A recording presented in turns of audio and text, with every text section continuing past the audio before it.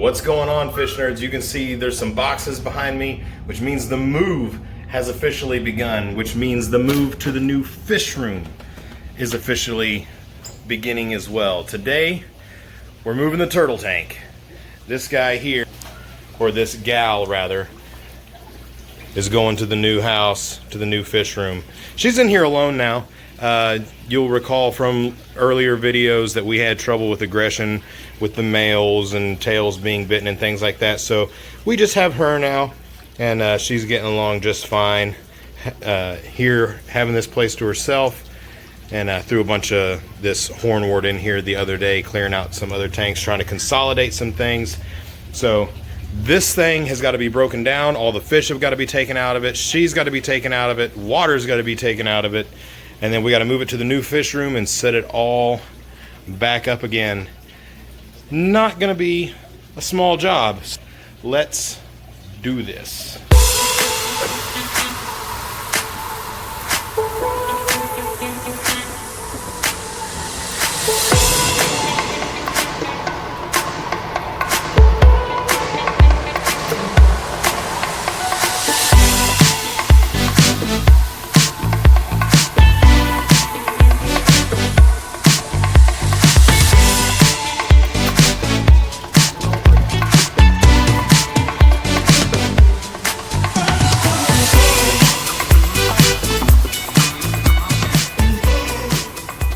Good? Yep. All right, turtle is out, fish are out, decorations, wood, plants are out. Water's out of the filter. We just used the pump from the filter, dropped it down in here to get all the water out, except for about, that much, which is still probably 10 to 20 gallons, but we can handle it. Got Dad with me. And so now we just gotta, we gotta disassemble this, unhook this, make sure that this doesn't drop. This is actually the drain line to the for the overflow on the drip system. Got to make sure that this stays elevated somehow so that things continue to go to the floor drain instead of just out into my garage. Got to get this loaded up into the trailer, and we should be ready to go. Genius.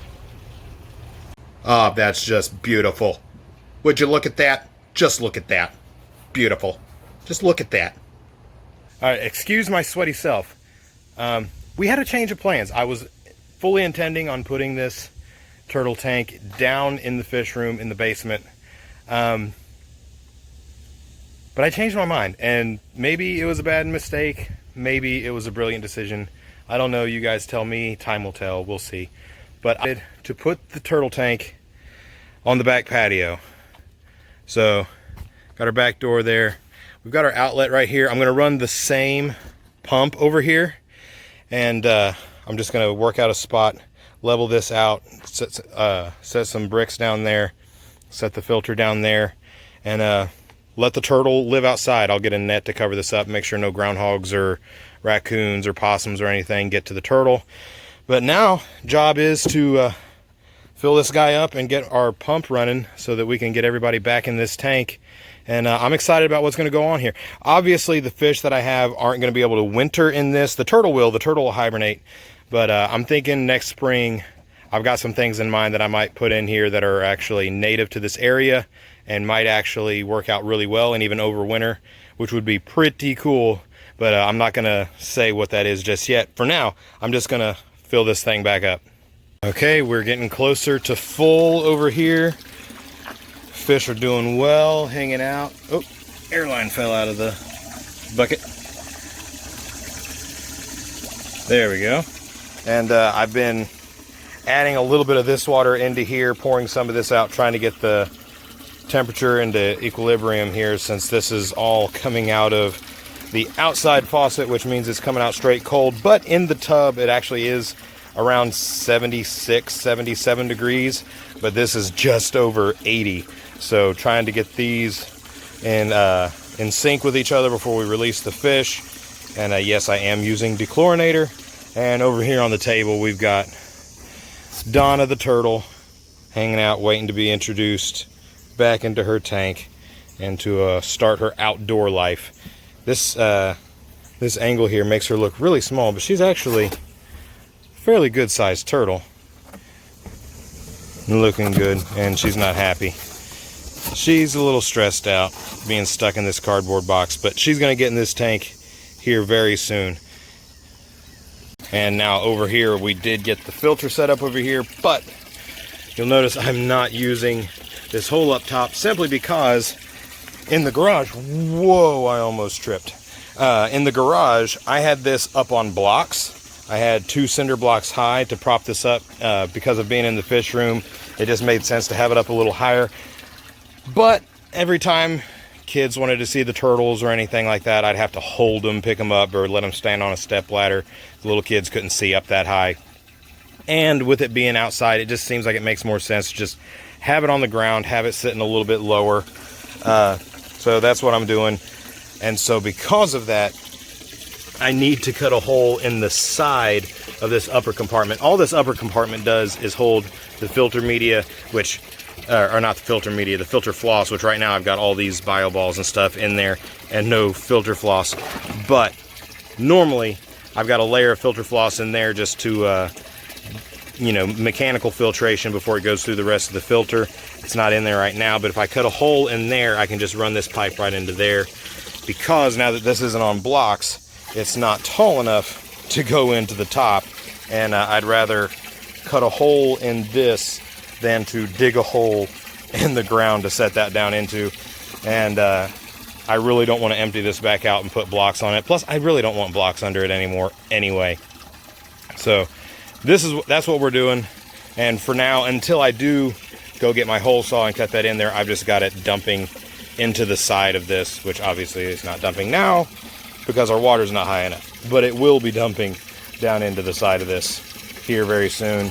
And as soon as we get this water temperature right, these guys will go. It fell out again. Stupid air hose. All right, I'll check in with you guys in a minute. All right, everybody is in the tank, but unfortunately, when I turned on the filter, it stirred up all this junk. And so now the water's all nice and cloudy and brown and nasty. I'm pretty sure there was some goop accumulated in the filter that I neglected to clean out when I had the opportunity. Should have rinsed that out real good, but failed to do so. Turned the pump on, and now the pond looks like this. But it'll clear up, especially once I get this worked out and start running that over some filter floss. But Donna's in here doing good. It's actually starting to get a little bit dark out here, so need to get this all wrapped up. And her basking dock is actually in repair. The top of it popped off. I had to re-silicone it, and so it'll be tomorrow before I can put that back in here, but she'll be fine until tomorrow without that. And just because it takes 24 hours for the silicone to cure. And then I'll put that in here. She'll be good to go. Fish are going to be good to go. But one last thing I do need to do, I have a bird net that I'm going to stretch over this, and I'll spare you the details of doing it. I have already bought the bird net, and I'm just going to use a ratchet strap to wrap around this to hold the bird net in place, make sure no raccoons or anything get in there. Because for one thing, there's a gopher that lives underneath the patio for right now. We've been unsuccessful in getting rid of him so far.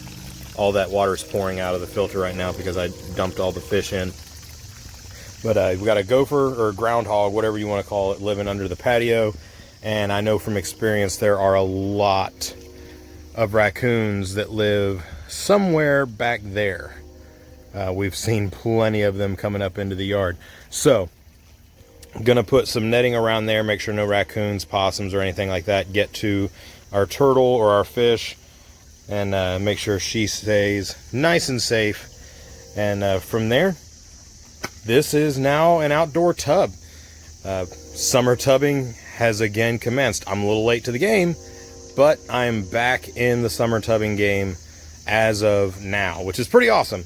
So thank you guys so much for watching. God bless you, fish nerds, and I'll see you next time.